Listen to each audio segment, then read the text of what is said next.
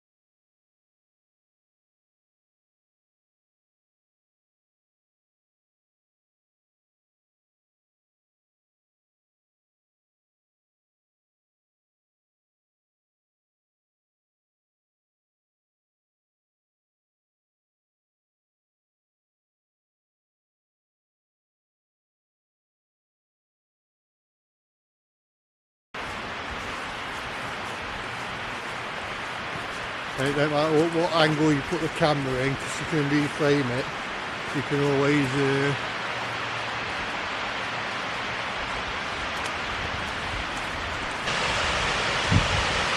Derwent Dam in full flow.